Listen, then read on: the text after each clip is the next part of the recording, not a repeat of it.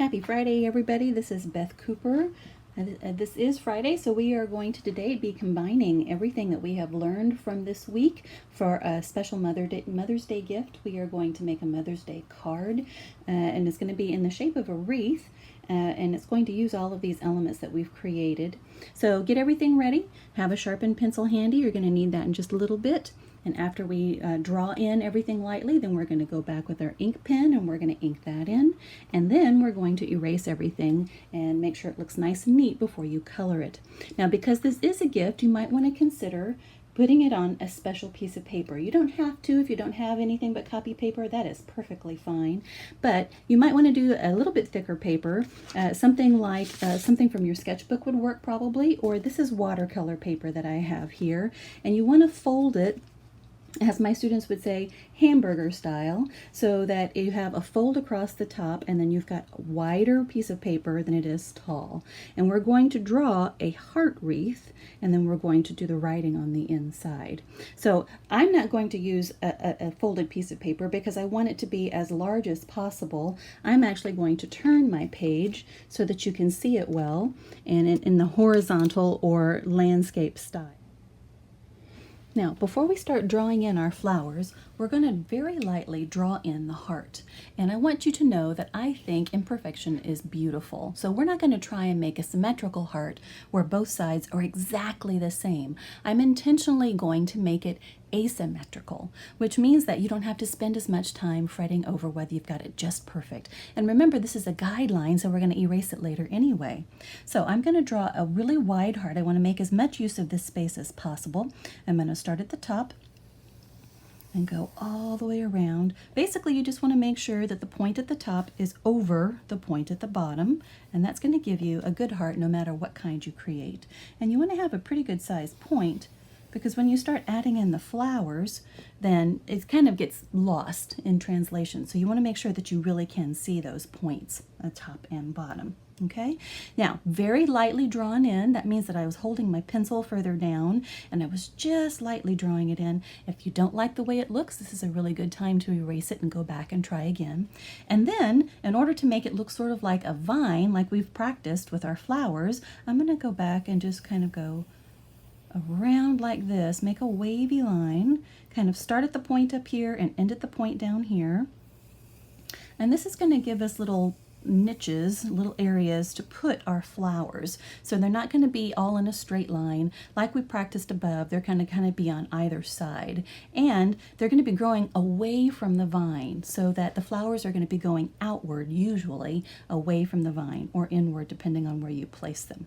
Now, in order to get good placement of the large flowers, you want to do those first. And remember, they're either two kinds. They're either based around a circle or it's based around a tulip shape. So you can go back in here now and start adding, where do I think I want to put circular flowers, kind of in those little niches like I talked about. And you probably want 3 or 4 of each kind. Let's see, I'll put one here. And then where do I want to put my tulip flowers? And I'm going to put one kind of going out like this. And they can be different sizes, but these are really more for the bigger ones that we have, that we've practiced in our drawing. And then we're going to go back in and fill in with the smaller ones. There's a tulip there. I think that looks pretty good. And I think we're going to do a smaller circle here, and maybe a smaller tulip up in here. So you see how I'm kind of laying it out very lightly. I'm drawing these in to make sure I like the placement of them.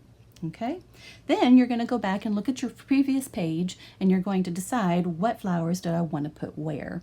And the ones that we practiced with, those big flowers, are the ones that you want to put in first.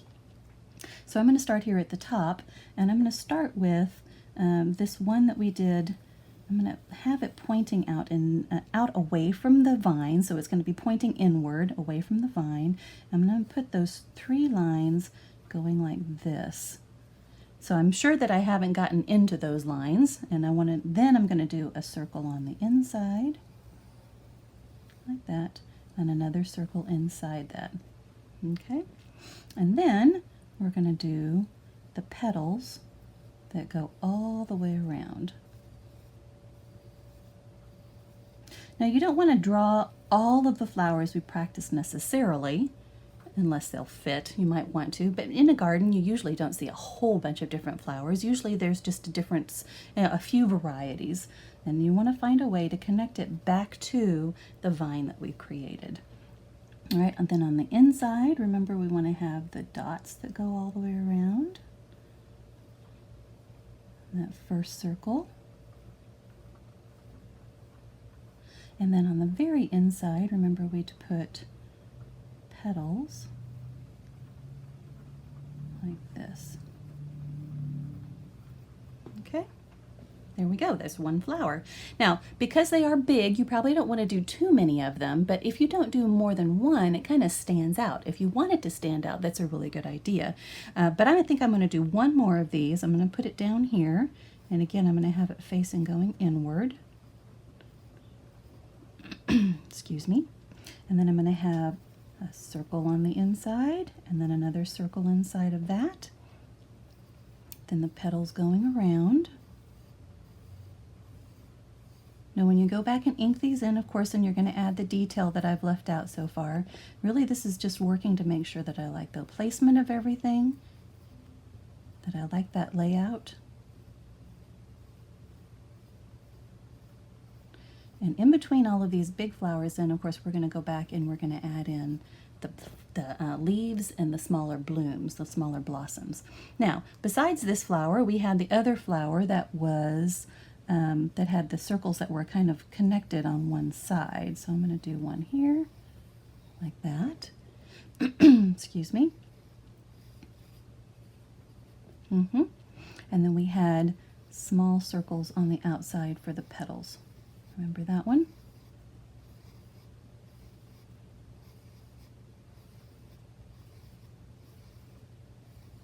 Like that. And then, let's see, where else do I want to place one? I think I'm going to put it out this way. Have small circles connected like this.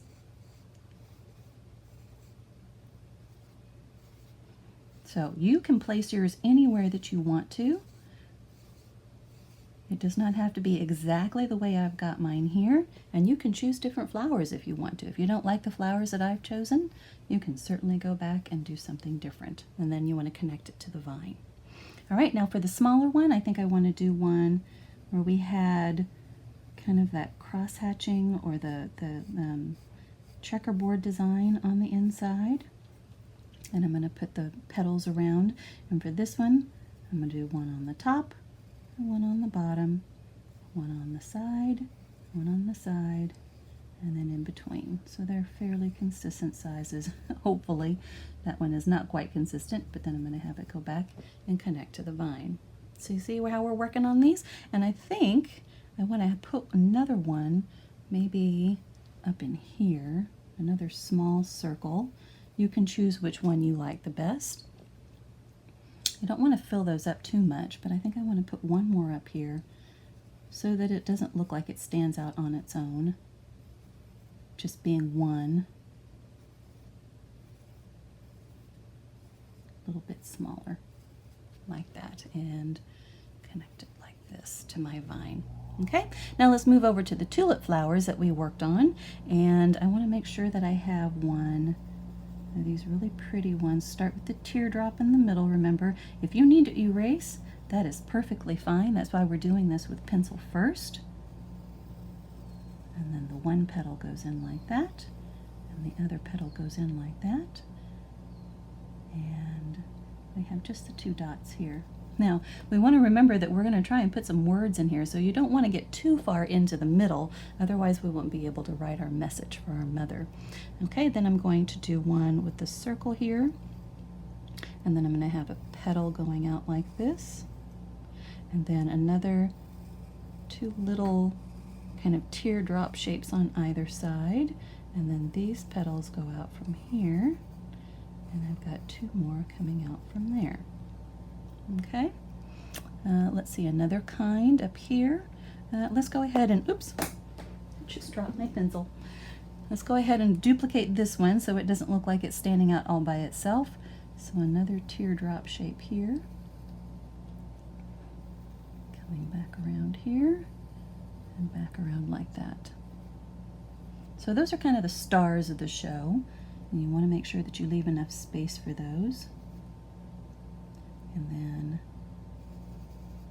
kind of a pointy petal here, two that are more rounded teardrop shapes on either side like that, and then these two are going to go back in here, and two more pointy ones on either side. And oh, I forgot that with this flower it kind of crosses like this. I'll do that over here as well. It crosses like that. Okay, now we want to make sure that we connect them to our vine like this, and we'll put flower or the leaves in later. All right, we have one more V shape or kind of U shape for our tulip shapes, and I'm going to do this one fairly simple. I'm just going to do another teardrop in the middle like that, and then have three going out like that. Just a little bit different. And you know what? I'm going to add a little bit of difference here at the bottom of the tulip. Kind of just made up my own flower. Oh, with this, I forgot to attach these.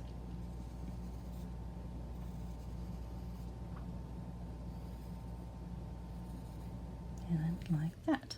Good. Okay, so now we have all of the big flowers in place. Now you get to go back in and decide how you want to do the little flowers.